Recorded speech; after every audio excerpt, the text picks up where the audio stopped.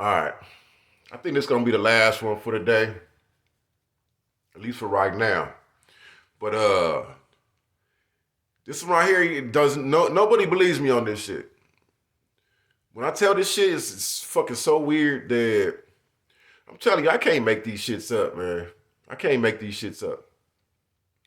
I got a hell of imagination, but nah, this shit right here is a trip, man. So, anyways, this is the time I got shot, and the bullet bounced off my knee and fell on the floor. Niggas be like, yeah, no way in hell that happened. I'm telling you, we coming from fucking Burbank and shit, and we in the back of the homie's Mustang. He had like a 95, 96 Mustang and shit. But we five deep in that motherfucker. It's the homie driving. Me and my brother. It's three of the homies. It's me and my brother. And fucking, if any of the homies see this shit that was in the car, niggas know. Somebody verify this shit, cause don't nobody believe me every time I tell this story and shit. Like, yo, I don't even. That's why I don't even tell people this story no more, because it just sounds so unbelievable. All right, now let's rewind a little bit. All right, because this shit actually has like a story behind the story. So one day, all right, I'm right there. The homie stayed on Bel Air in like Burbank by the radio station and shit, in my apartment. One day we outside just chilling. I had some beaties, because back then niggas would smoke beaties and shit.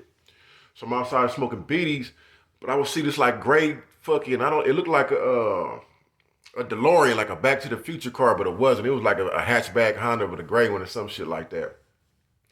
I see that motherfucker circle a couple times and shit. So like on the third circle, I see him park across the street. So I tell the homie, like, let's go over there and see what the fuck. So we go over there and push past. He's scared as motherfucker. And I look in the window, we walking, and it's Armenian dude, older Armenian cat. And he just go, hey man, you guys smoke bud? And I'm like, hell yeah.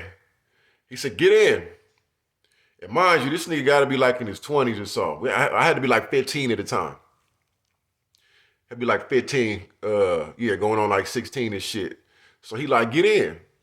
So the homie jump in the back, I jump in the front, and niggas already knew, like, yo, if this nigga try anything funny on me, you gonna have to get this nigga, well, I'm gonna have to get whatever he got. You know what I'm saying? Like, yo, we gotta get out of this shit. But anyway, he was cool as a motherfucker that time. The nigga put out a little pipe, put out some fire ass trees.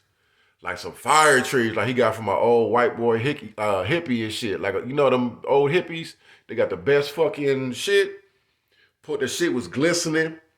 That shit was sparkling and shit. I was like, I couldn't wait to hit that motherfucker. He was like, here, light it up. I was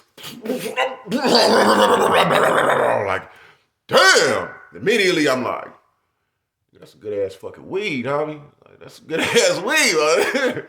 So we hit that shit a few times. He peeled around the block again. And I'm like, oh, that's what he doing. He just driving around real quick, smoking and shit. He said he had just came home from Folsom. And I guess he was at his people's house and shit, but he didn't want to smoke there and all that. And I could tell he was kind of on one, like he might have been hitting some coke or some little tweak back then, some little crystal back then, because he was just like. So anyway, he dropped us back off. We get out. He gave me like a blunt too, like, here, man, here, take that shit, y'all young niggas. Because he had to be like in his mid-20s and shit. So, anyways, that day was over. Now, here come when we coming back from Burbank in the Mustang and shit.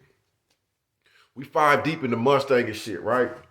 And as soon as, I think we push past, we coming down Oxnard, and we push past Whitsett. And we're going towards Valley College and shit. And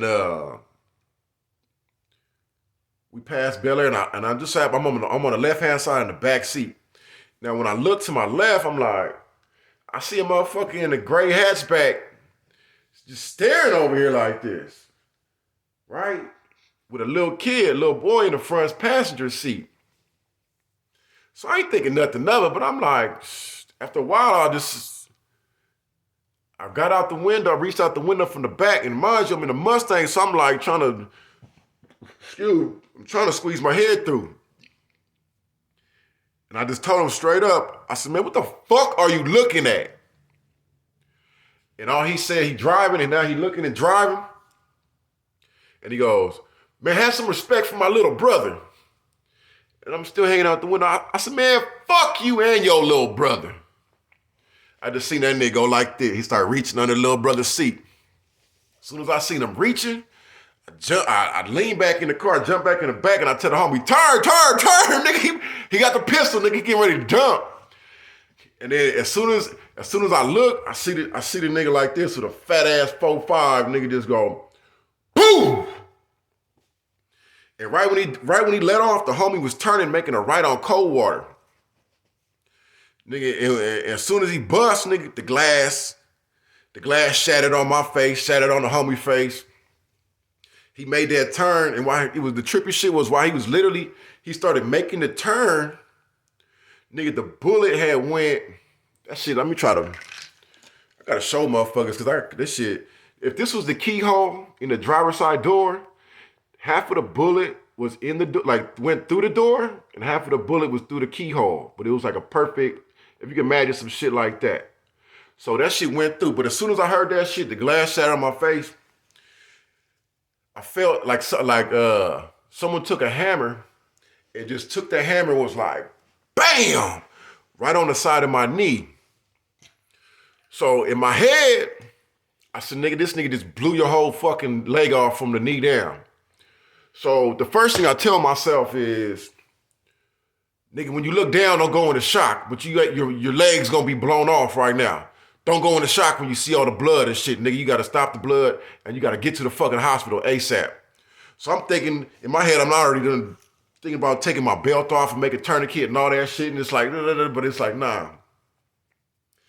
I like, this is all happening like this too. Like, this shit going through my mind like, nigga, don't freak out, but your leg's gone. Your leg's gone from the knee down right now.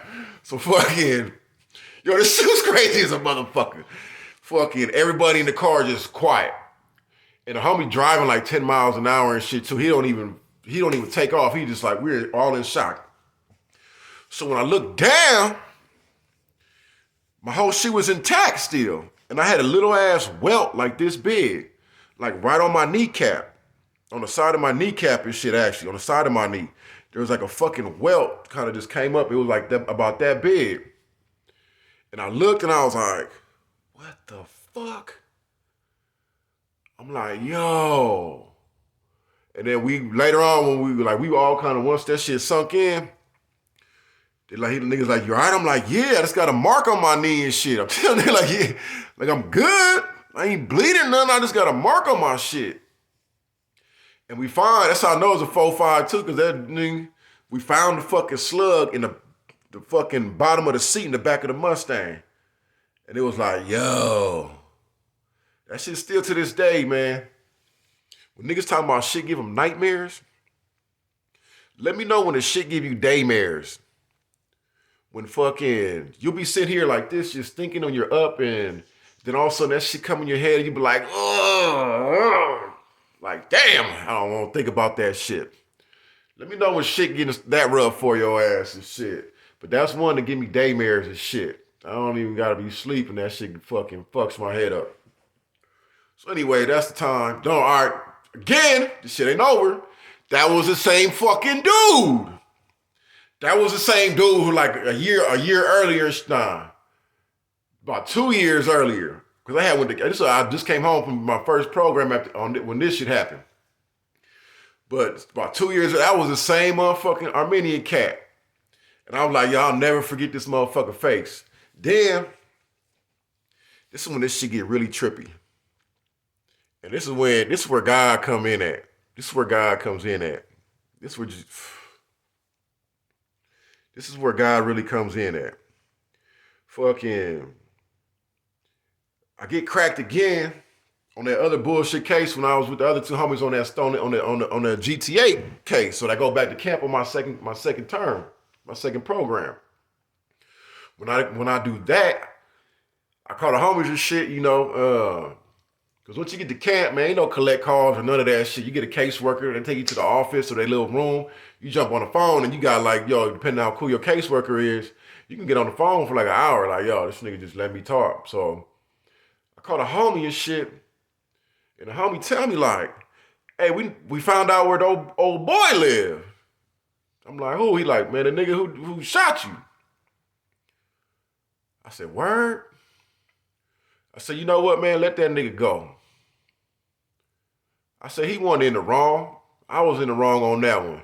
And God gave me a pass on that shit, didn't blow my fucking head off. Because the way I was leaning out the car, he was aiming right for my fucking head. Now, with him driving and the homie turning and me ducking back in the shit, I think he just like got a bad shot off, but he was aiming for my fucking head. And I know that fucked his little brother up because the little brother like he was like 10 or 12 years old and shit. But he had the gun like this, like right here in front of his face when he leaned across his brother. Boom! Let off right there in his face. So anyway, I tell the homie like, yo, leave that nigga alone, man. Don't do shit. I said, man, I should have never been hanging out that window talking shit to a nigga with no pistol or nothing like that. I said, God gave me a pass on that shit, man. Leave that nigga alone. Now, homie said, all right. He like, you sure? I'm like, yeah. And especially I don't want no bad karma coming back to you guys for some dumb shit I did. So if worse come to worse, nigga, let me go do my thing when I get out. Just make sure he know where he at, you know? But anyway, I finally come home. I ended up doing an extra 2 months because niggas all snitched on me. Niggas had over 100 statements fucking written on me in camp about bringing some weed in. So these motherfuckers gave me an extra 2 months. They didn't refile on me, so I was happy about that. So anyways, I get home in like May. Fucking niggas didn't know me and shit. As soon as I got home, man, I couldn't sit in the house. I needed to just be outside and shit. I just needed to be outside. So I remember I'm walking to the store one time, but I'm not on the back street. I'm not on the main street. I'm Fulton. I'm on the back street and shit, taking that cut. Just in case, like, yeah, I don't want, you know, nigga might see some old enemies or some shit. So, like, nigga ain't walking down this main street. So, when I'm about a block from, I think it's, I don't know if it's Ethel or what, but it's right past Irwin. And not on Fulton, but to the street right on Fulton in the back street and shit. Before you get to the park, I'm walking down that street. And guess who the fuck I see outside washing his gray hatchback? The fucking dude! The Armenian nigga. I seen him outside washing his fucking car. And I knew it was him because it was that same fucking car. And he used to always rock this little mustache like he was just an essay. That's why I was like, all right. So I'm walking past him and shit. And I look, and he kind of flick his head at me like that, like, what's up? And I look back at him like, what's cracking? And I just keep pushing.